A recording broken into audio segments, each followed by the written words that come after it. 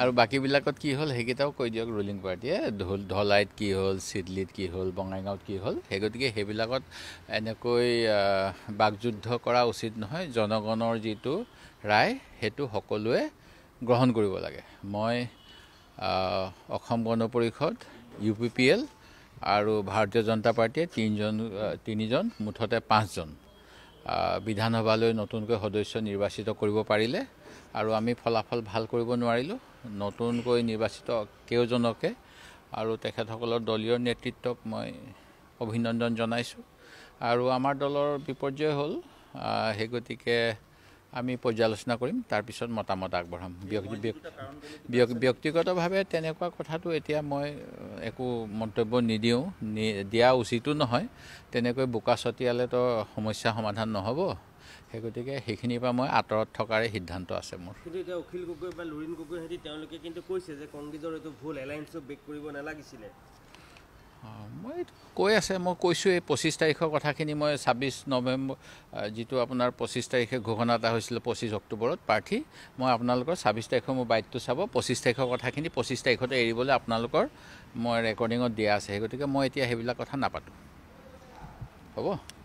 কিন্তু এতিয়া ধৰক বিজেপিও কৈ আছে তেওঁলোকে সামগুৰি আৰু বিহালীত জয়লাভটো বিশেষকৈ এতিয়া সংখ্যালঘু সম্প্ৰদায়ৰ লোকেও কিন্তু তেওঁলোকক আদৰি লৈছে এই কথাখিনিৰ পিছত অসমৰ ৰাজনীতিত নতুন সমীকৰণ নতুন ধৰণৰ কিবা আৰম্ভণি হ'ব নেকি আপোনালোকে কেনেকৈ চাইছে চাওক ৰাজনীতিত এটা কথাত মই ভাল পাইছোঁ মোৰ এইটো ব্যক্তিগত মত এইটো দলীয় মত নহ'ব পাৰে যে মুছলমানৰ দল বুলি কংগ্ৰেছক যি সদায় এটেক কৰি থাকে যেনেধৰণে আমি ভোট বেংকৰ পলিটিক্স কৰোঁ বুলি কয় আৰু এই কথাখিনি মই যোৱা সময়ছোৱাত কৈ আছিলোঁ সেইটো ভুল কথা যেতিয়া কংগ্ৰেছ আৰু অন্য দলৰ কথা আহে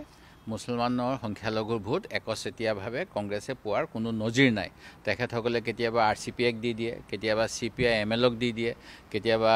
SUCIক দিয়ে কেতিয়াবা একো নাপালে নিৰ্দলীয়ক দি দিয়ে সেই গতিকে সংখ্যালঘু ভোটৰ ওপৰত কংগ্ৰেছৰ যিটো এটা মনোপলি বুলি আমাক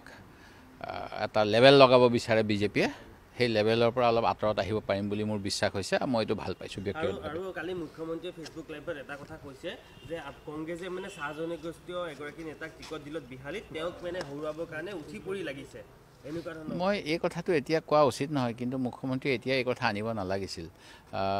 কাৰণটো হ'ল যে আমি যদি চাওঁ তেতিয়াহ'লে দেখা পাম ইয়াৰ আগৰ নিৰ্বাচনত মুখ্যমন্ত্ৰী মহোদয়ে আমি যেতিয়া সোণাৰী সমষ্টিৰ সোণাৰী চৰাইদেউ জিলাত এজন চাহ বাগিচাৰ উচ্চ শিক্ষিত যুৱক লেখক অধ্যাপক সুশীল চুৰিক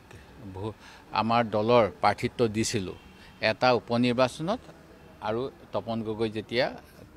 লোকসভালৈ গৈছিল আৰু তাৰ পৰৱৰ্তী সময়ত যেতিয়া ধৰ্মেশ্বৰ কোঁৱৰ নিৰ্বাচিত হৈছিল সেইখিনি সময়ত তেখেতৰ এই চাহ জনজাতিৰ প্ৰতি থকা মৰমটো ক'ত গৈছিল সেই কথাটো মুখ্যমন্ত্ৰীয়ে ক'লে মই আৰু কথা ক'ব পাৰিম কিন্তু মোৰো ক'বলৈ মন নাই কাৰণ সেই সময়ততো গোটেই কেবিনেটখন উঠি পৰি গৈ সুশীল চুৰি ডাঙৰীয়াক হৰুৱাইছিল তেতিয়া তেখেতৰ চাহ জনজাতিৰ প্ৰতি কিয় মৰম হোৱা নাছিল এতিয়া যে মৰম হৈছে দিগন্ত ঘাটোৱালৰ প্ৰতি সেই গতিকে এনেকুৱা ধৰণৰ বোকা ছটিওৱা কথাটো কৈছোঁৱেই আৰু আপোনালোকেও প্ৰশ্নটো সোধাৰ কাৰণে মোৰ মুখত আহি গ'ল মনত আহি গ'ল কাৰণে ক'লোঁ আৰু বেছি নকওঁ মাজত মই এটা কথা 26লৈকে মাজত মাত্ৰ 1.5টা বছৰ এই 1.5টা বছৰ আগত এইখন একেবাৰে উপনিৰ্বাচনটো একেবাৰে ছেমিফাইনেল টাইপ হৈ আছিল আপোনালোকৰ এটা প্ৰেক্টিছ এটা হেৰি চলি আছে তেনেকুৱা কথা নহয় যদি নহয় আপুনি কৈছে আপোনালোক ইমান ভাল শিক্ষিত সাংবাদিক আপোনালোকে মহাৰাষ্ট্ৰৰ কথাটো ভাবকচোন মহাৰাষ্ট্ৰত যে 30টা যে পাইছিলে কংগ্ৰেছে সেই হিচাপততো কেইমাহ হৈছে জুন জুলাই মাহত তাততো কংগ্ৰেছে বহুত ভাল কৰিছিলে 4 মাহত বেয়া কৰি দিলে সেই গতিকে এতিয়া বিজেপি ইয়াত বহুত ভাল কৰিছে আৰু এক বছৰৰ ভিতৰত যে বেয়া নকৰিব তাৰ গ্যাৰান্টি আপোনালোকে ল'ব পাৰিব জানো সেই গতিকে মই তেনেকুৱা এই তথ্যভিত্তিক ষ্টেটিষ্টিক্স এইবিলাকত নাযাওঁ মই ভাবোঁ যে কাম কৰিলে তাৰ ফল পোৱা যাব আৰু আমি কাম কৰিম ৰণকৌশলগত কিছুমান আপোনাৰ পৰিৱৰ্তনৰ বা কিছুমান ষ্ট্ৰেটেজি নতুনকৈ লোৱাৰ কিছুমান নতুন কৰাৰ এটা সময় লবি কেন্দ্ৰিক 5টা লবি আছে মই লবি কেন্দ্ৰিক বুলি কোৱাটো যিবিলাকে এইবিলাক কথা কয় তেওঁলোকক সুধিব মইতো মোক প্ৰমাণ দিয়ক মই কিবা লবি কৰিছোঁ বুলি সেই গতিকে মই লবি দেখা নাই আৰু তেনেকুৱা প্ৰশ্নৰ উত্তৰ নিদিওঁ আচ্ছা ভূপেন বৰাই কৈছে যে যদি আকৌ লিলিত এইটো ভূপেন বৰাক সুধিব ভূপেন বৰাই যি কৈছে ভূপেন বৰাক সুধিব মই নকওঁ নাই নাই নাই মই একো নকওঁ মই নকওঁ মই এনে ক'ম এতিয়া যি ক'ব লাগে এনে ক'ম মই নকওঁ মানে গৌৰৱ গগৈ নকওঁ ভূপেন বৰাই কৈছে মই এইবিলাক চাওক, এইবিলাক আপুনি মোক এতিয়া ভূপেন বৰাই এইটো কৈছে, গৌৰৱ গগৈ এইটো কৈছে, এনেকৈ কৈ পেলাই এটা লবি সৃষ্টি হোৱা নিচিনা দেখাব বিচাৰিছে। এইমাত্ৰ মই অন্য এটা চেনেলক ক'লোঁ যে মই এনেকুৱা লবিক বিশ্বাস নকৰোঁ, সেই গতিকে মই এনেকুৱা মন্তব্য উত্তৰ দিলে মই কোনোবা লবিৰ কথা কোৱা নিচিনা হ'ব, সেই গতিকে অনুগ্ৰহ কৰি মোক এনেকুৱা প্ৰশ্ন নুসুধিব।